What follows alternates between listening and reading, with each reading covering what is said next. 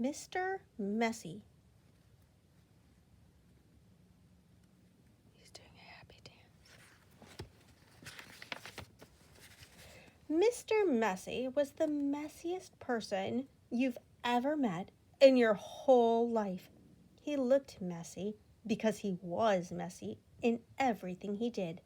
You could always tell where Mr. Messy had been because he left a trail of messy fingerprints wherever he'd been.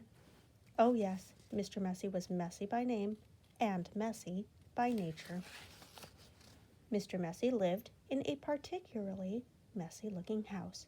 The paint was peeling, the windows were broken, there were tiles missing from the roof, the flower beds were overgrown with weeds, the garden gate was off its hinges, and had Mr. Messy cut the grass in his yard lately?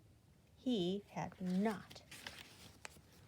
One morning, Mr. Messy woke up in his messy bed, yawned, scratched, got up, brushed his teeth, leaving the top off the toothpaste, had his breakfast, spilling cornflakes all over the floor, and then set out for a walk, tripping over a broom that he'd left lying in the yard 2 weeks before.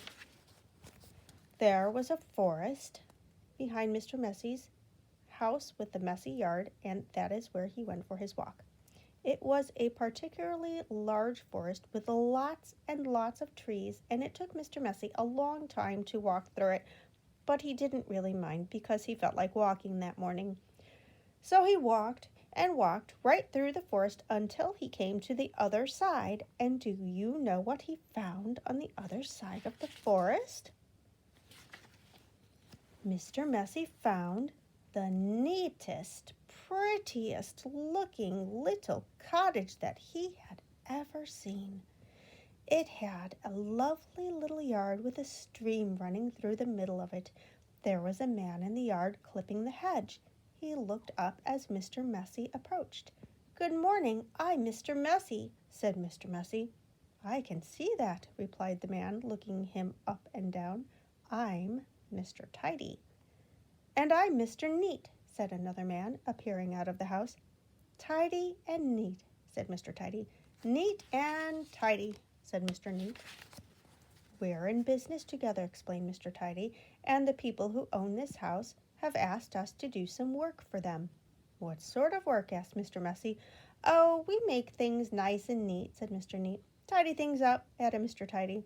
"Perhaps we could come along and do some work for you," said Mr. Neat, looking at Mr. Messy, who was looking even messier than usual that particular morning. "But I don't want things neat and tidy," said Mr. Messy, looking downright miserable at the thought of it. "Nonsense," said Mr. Tidy. "Fiddlesticks," said Mr. Neat. "But," said Mr. Messy. "Come along," said Mr. Neat. "Off we go," said Mr. Tidy. But, said Mr. Messy. "But nothing," said Mr. Neat, and bundling him into their van, which was parked behind the house, off they went to Mr. Messy's house on the other side of the forest. "Good heavens," said Mr. Neat when he saw where Mr. Messy lived. "Good gracious me," added Mr. Tidy. "This is the messiest house I have ever seen in all my born days," they both said together at the same time. "Better do something about it," said Mr. Neat, and before Mr. Messy could open his mouth, the two of them were rushing here and there around Mr. Messy's house. Mr. Neat hoed and mowed and pruned and snipped and clipped and cleared and dug and made the yard look neater than it had ever looked before. Mr. Tidy cleaned and primed and rubbed and painted and mended and made the outside of Mr. Messy's house look tidier than it had ever looked before. Then they both went inside the house. "Good heavens," said Mr. Neat for the second time that morning. "Good gracious me," said Mr. Tidy for the second time that morning. Then they set about cleaning the house from top to bottom. They brushed and swept and polished and scrubbed and made the inside of the house look neater and tidier than it had ever looked before. "There we are," said Mr. Tidy. "All finished," said Mr. Neat. "Tidy and neat," said Mr. Tidy. "Neat and tidy," said Mr. Neat. Mr. Messy just didn't know what to say. Then they both looked at Mr. Messy. "Are you thinking what I'm thinking?" Mr. Neat said to Mr. Tidy. "Precisely," replied Mr. Tidy. "What we're both thinking," they said together to Mr. Messy, "is that you look much too messy to live in a neat and tidy house like this." "But," said Mr. Messy. But whatever Mr. Messy said was no use, and Mr. Neat and Mr. Tidy whisked him off to the bathroom upstairs.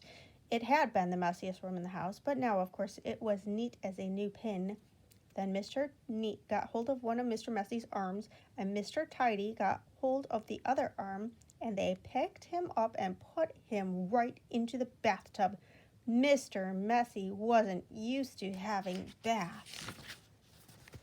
Mr. Neat and Mr. Tidy washed and brushed and cleaned and scrubbed and combed Mr. Messy until he didn't look like Mr. Messy at all. In fact, he looked the opposite of messy. He looked at himself in the mirror. "You know what I'm going to have to do now?" he asked in a rather fierce voice. Mr. Neat and Mr. Tidy looked worried.